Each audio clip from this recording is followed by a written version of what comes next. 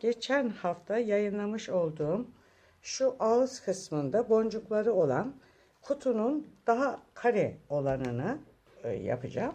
1, 2, 3, 4 sıradan oluşan bir kutu yapacağım. Sepet yapacağım daha doğrusu. Bu sepetimin eni arkadaşlar şöyle 25 santim olacak. Yani 25'e 25 bir kutu yapacağım. Yani bir göbek, onun dışında 1, 2, 3 tane de dış çerçeve, içi dışı diktim ve şimdi arkadaşlar şöyle kenar kısımlarına dikeceğim. Şuradan ipimi geçiriyorum. İpimi şöyle geçirdim. Şuraya bıraktım. Şuradan. Bunu arkadaşlar içli ve dışlı olarak dikeceğiz. Ucunu bağlamadım. Ucunu araya yedireceğim. Şu kısmı tutturdum.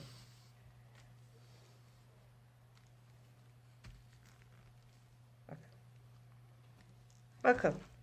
Şu köşe aynı. Köşeye geldim. Köşeye gelince arkadaşlar öncelikle şu bir tanesini şuna dikeceğim. Yani bu köşenin yarısını dikmiş olacağım. Şöyle şuradan yakalıyorum. Şöyle. Bakın. Bunu buraya sıkıca tutturdum. Geri dönüyorum. Ve buraya dikkat edin. Şu kısmı arkadaşlar, şu şeridi şöyle katlıyorum. Bakın. Hani tabanı yaparken o kenar kısmını şöyle katlıyoruz ya arkadaşlar. Aynı olayı burada yapıyorum. Şimdi şuna dikiyorum. Şöyle dikiyoruz sıkıca. Açılmasın arası. Çünkü burası köşe olacak.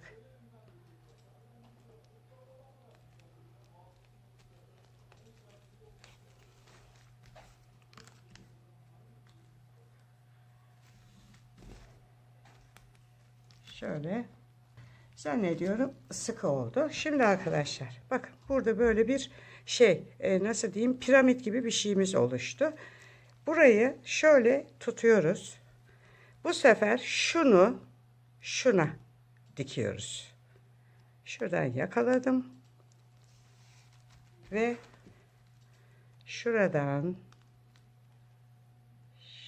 şu şekilde arkadaşlar şöyle geçiriyorum. Şuraya bunu sıkıca dikiyorum. Bakın.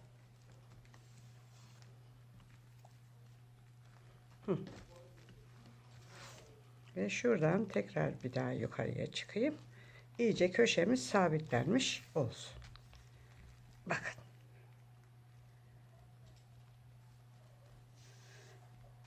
Gördünüz mü? Şurada bir piramidimiz oluştu. Şöyle. Şimdi arkadaşlar bunu ben yine ta şu başa kadar dikeceğim ve yine köşeyi yaparken size göstereceğim. Ve 2 tane köşe yaptım. 3. köşeyi yine beraber yapıyoruz. Bakın köşeye geldim. Önce şunu, bakın şurası köşe. Birleştiriyorum bunu buraya, dikiyorum daha doğrusu şu köşeyi. Burayı bir sabitleyelim. Şimdi bakın kıracağımız yer şurası. Şurayı kıracağız ama kırmadan önce arkadaşlar şuna dikeceğim.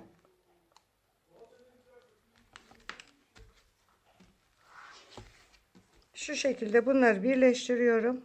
Şöyle sıkıca dikiyorum ki açılmasın arası diye. Çünkü piramidi oluştururken geriliyor ya arkadaşlar.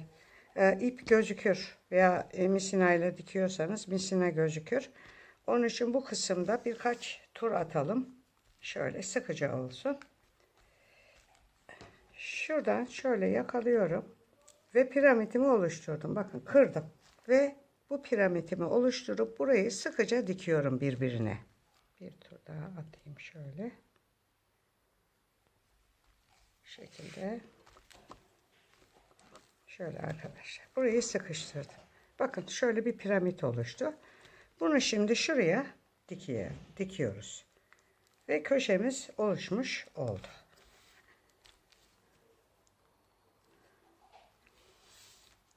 Burayı da arkadaşlar içli dışı, bu kenarları da içli dışı dikeceğiz.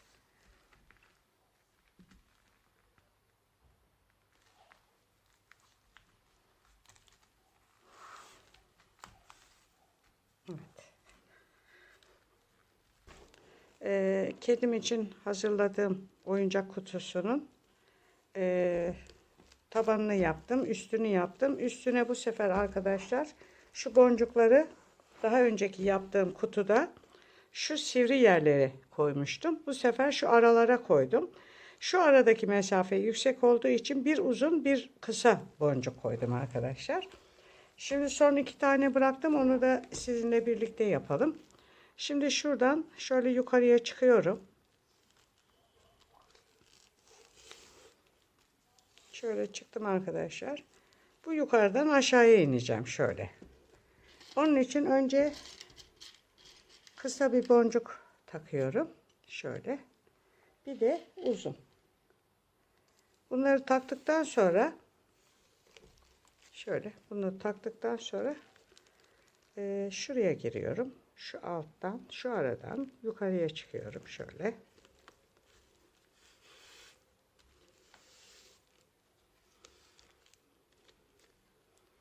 Şekilde. Buradan tekrar şöyle yukarıya çıkıyorum. Bakın farkındaysanız boncuk buraya sıkıştı.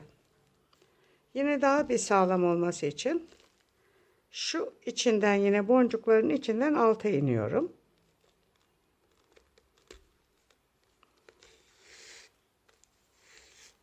Aynı şekilde. Bakın. Bu sefer bu taraftan çıkıyorum. Yukarıya çıkıyorum. Şöyle. Buradan şu alttaki çataldan aşağıya iniyorum. Gördüğünüz gibi bu sivri yerde sabitlenmiş oldu. Şöyle. Bu sefer şuraya giriyorum. Şurayı yapacağım. Alttan şu şekilde girdim.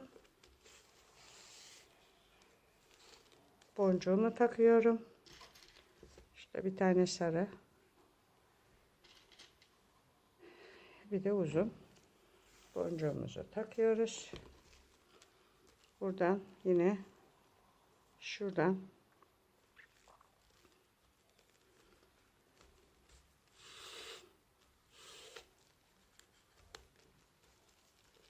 şöyle buradan bu tarafa geçiyorum.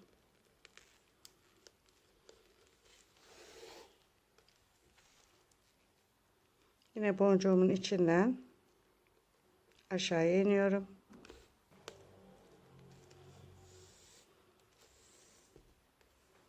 Şöyle. Buradan şöyle yukarı.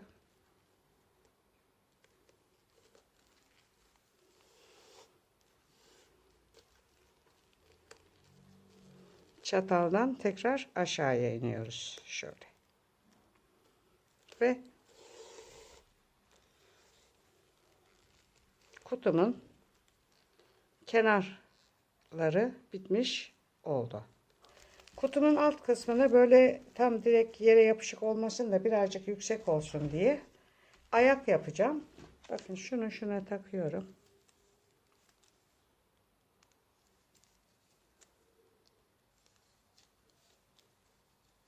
Tamam mı? Üçüncüyü takıyorum.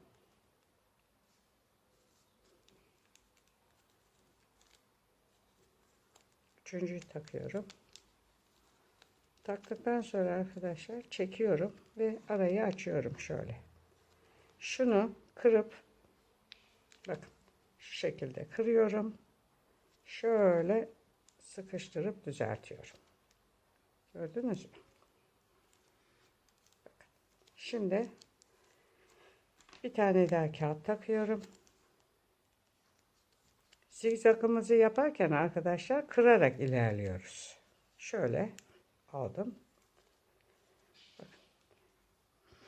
Şimdi şura kırılacak ama burayı kırmadan önce şunu takacağız.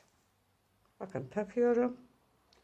Bununla ilgili videom var arkadaşlar. Kağıt çanta oynatma listeme bakarsanız düz kenar yapma diye video çekmiştim. Bakın açıyorum arayı. Kırıyorum. Atıyorum. Gördünüz mü? Şimdi bunu taktım ya arkadaşlar. Burası düz gelecek. Buraları zikzak olacak. Şimdi bir tane daha takıyorum. Şöyle. Bunu tam çekmeden şöyle çektim ya arkadaşlar. Arayı açıyorum. Düz gelecek. Açıyorum. Kırıyorum. Ve katlıyorum. Taban şeridimi yaptım. Bakın gördüğünüz gibi bir tarafı düz. Bunun kenarını arkadaşlar bizim bildiğimiz yöntemle yapıyoruz. Kapatmayı. Şurayı biliyorsunuz. İlk baştaki kısım. Şu en sondakinin katını açıyorum. Bunun içine sokuyorum. Şu şekilde. Şunu tam içine koymadan önce şu arayı açıyorum. Şunu bunun içine soktum ya arkadaşlar. Şu arayı açıyorum ve şu kısmında da yine kırıyorum. Bakın. Şöyle kırıyorum burayı. Bu baş kısmı birazcık zor olacak ama yani olur neticede. Şu kısmını şöyle kırdım. Bakın arkadaşlar. Ve katladım. Bakın dümdüz bir kenar oldu şimdi. Bunu da böyle buraya çekiyorum. Ve bunu arkadaşlar şöyle katlayıp şu uç kısmını şöyle kesip şuraya sokuyoruz. Şunun içine. Şimdi ben bunu buraya sokacağım. Ve şunu da şöyle geçirip şekilde onu da şu iç kısmına şuraya yerleştireceğiz arkadaşlar. Şöyle katlayıp şu şekilde katlayıp buraya şu şekilde yerleştir. İpimi ben ortaya kadar getirdim. Şu şekilde tutup bu şekilde tutup şu aralardan bakın şu aralardan geçirmek suretiyle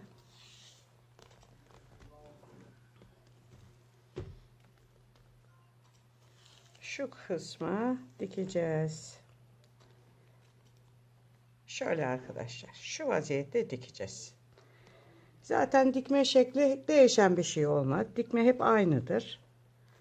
Aralarından geçerek dolaşarak bu iple tabanı çantanın bu alt kısmı kutunun bu alt kısmına tutturacağız arkadaşlar. Şöyle. Bakın çektim. Bakın alt kısmında şöyle ayak yaptım. Birazcık yüksekte kalsın diye. Ve onu bu kenarlara diktim. Tutturdum. Sonra şu şekilde oluyor arkadaşlar. Kenarlara da gördüğünüz gibi şöyle boncuklar taktım. Süslü oldu. Şimdi oyuncak sepetinin saplarını yapacağım. Sapı yapmak için şöyle yapıyorum. Köşeden itibaren iki köşenin arasında 8 tane şu üçgenlerimizden var. Dördüncü üçgenin bakın sayıyorum 1 2 3 dördüncü üçgenin şu iç kısmından şu benim normal katladığım kağıdı şöyle tek tarafını sokuyorum içine. Bakın soktum. Bir tarafı boşta kaldı. Gördünüz mü?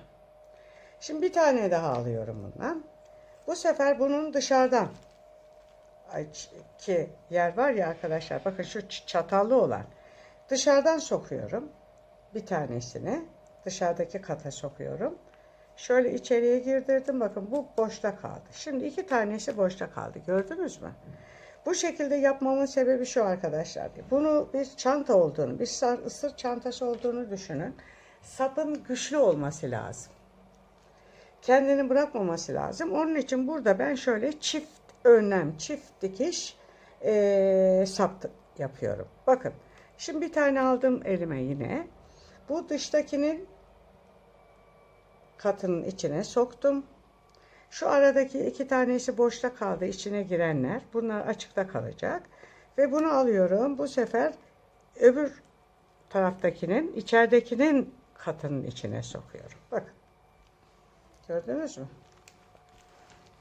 Bakın arkadaşlar. Yani çift kavrulmuş lokum gibi bir şey oldu burası. Yani buranın tekrar açılmasına imkan ve ihtimal yok. Bakın gördünüz mü? Çift taraflı. Şimdi bildiğimiz artık zigzagımızı yapmaya devam ediyoruz.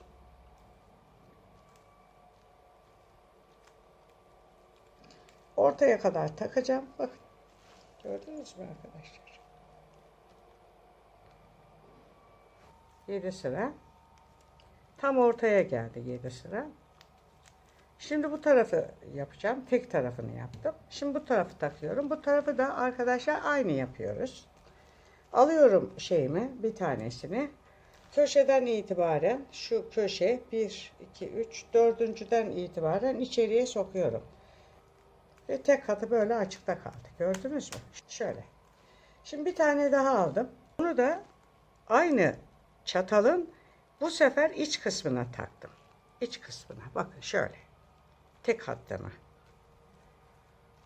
Ve bu da dışarıda kaldı. Bakın ikisini çektim şöyle. Ve tutuyorum. Bir tane daha alıyorum arkadaşlar. Birini buraya taktım. Birini de şu aradan şöyle sıkıştırdım. Şuraya şöyle taktım. Bakın. Tamam mı? Şöyle taktım. Heh. Ve çektim. Şimdi kalınca bir şey oldu burası. Yani buradaki sapın çıkmasına artık imkan yok. Şimdi yine aynen zigzagımızı yapmaya devam ediyoruz. Şuraya yaptığım gibi bu tarafa yaptığım gibi şuraya yaptığım gibi 7 tane takacağım. Yani 7 sıra. Çiftlerden 14 tane kağıt takacağım buraya. Evet. Bakın. Bence bu yükseklik yeterli. Şöyle. Şimdi arkadaşlar sonuna geldim. Şunun bir tanesini açıyorum. Şöyle. Ağzına birleştiriyorum artık kenarı. Ve birini buraya taktım. Aşağıya. Birini de yukarıya taktım. Ve çekip birini döndürüyorum şöyle. Şuraya yerleştiriyorum. Öbürünü de şöyle döndürüp buraya yerleştiriyorum.